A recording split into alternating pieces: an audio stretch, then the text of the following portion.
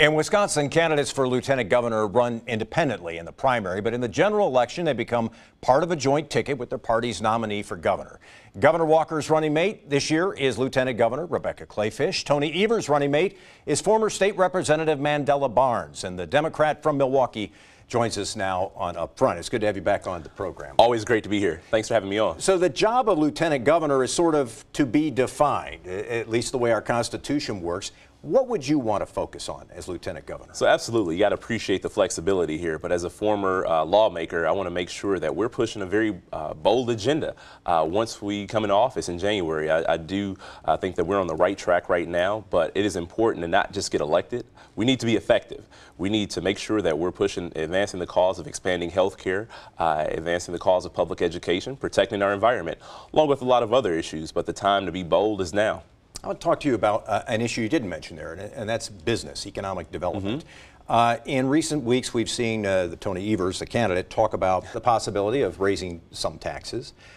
You've talked about eliminating right to work, reinstituting prevailing wage, eliminating the Wisconsin Economic Development Corporation. If I'm a business person in the state of Wisconsin, should I be nervous? Absolutely not. You look at Wisconsin, we're dead last in new business startup growth. So people who want to start a business here in the state of Wisconsin are having a hard time. Our economy is not where the governor says it is. If you look at our rate of poverty, we have less people or fewer people, I should say, who are able to contribute to the economy here. The unemployment rate doesn't account for underemployment. It doesn't account for overemployment. People who are working multiple jobs just to get ahead. People who have a job and are still struggling to make ends meet. So we're working to make sure that we're lifting this tide for everybody in the state of Wisconsin. We should be open for all, not just open for business. So you would describe the economic development philosophy of you and Tony Evers as pro-business? Is that accurate? We haven't had a pro-business administration, actually. I mean, again, you look at the rate of new business startups. We're dead last in the nation. That's a real problem. And Tony Evers has talked about getting rid of the Wisconsin Economic Development Corporation in favor of returning to a Department of Commerce model, one that has some accountability so we can actually encourage new business startup growth. Because the lion's share of tax breaks in this state are going to the most wealthy individuals and also large corporations. That's a real problem for people who played by the rules for a very long time, people who started a business in good faith here in the state of Wisconsin. And we need to encourage small business growth. How would you do that? We have to make our tax system more fair and equitable, and also we have to make sure that there are more people who are able to participate in the economy. If we have so many people in the state of Wisconsin who only can buy what they need just to get by, whether that's rent, groceries, and that's it. They don't have disposable income to make sure that our small businesses are thriving, and even our large companies as well. I want to ask you about a couple of things that have been said on the campaign trail, and a lot of things do get said on the campaign trail, but that's all we do is say things.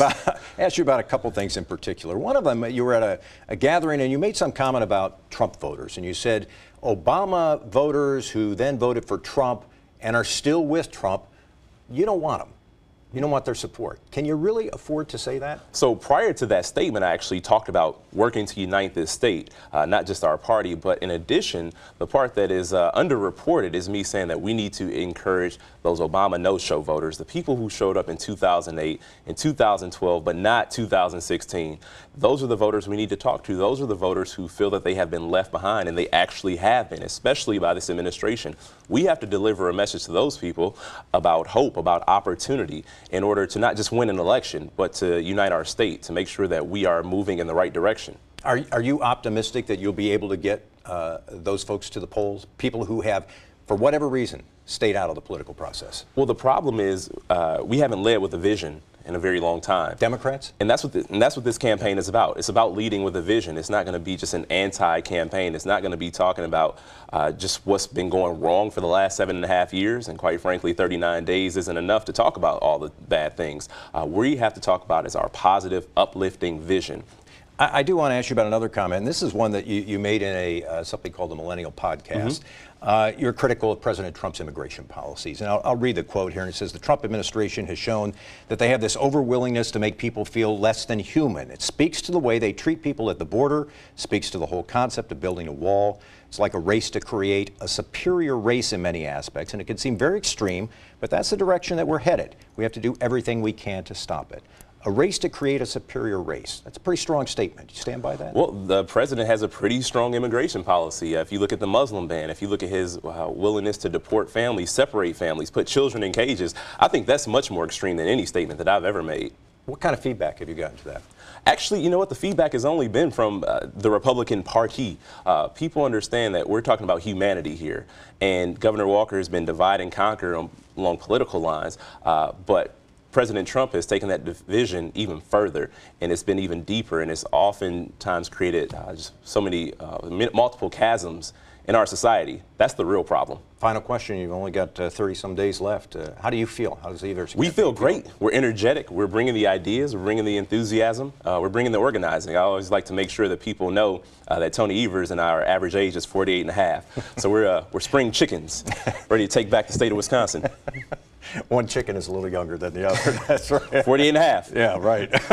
Mandela Barnes, the Democratic candidate for Lieutenant Governor. Good to have you on the program. Hey, thank you. Appreciate it.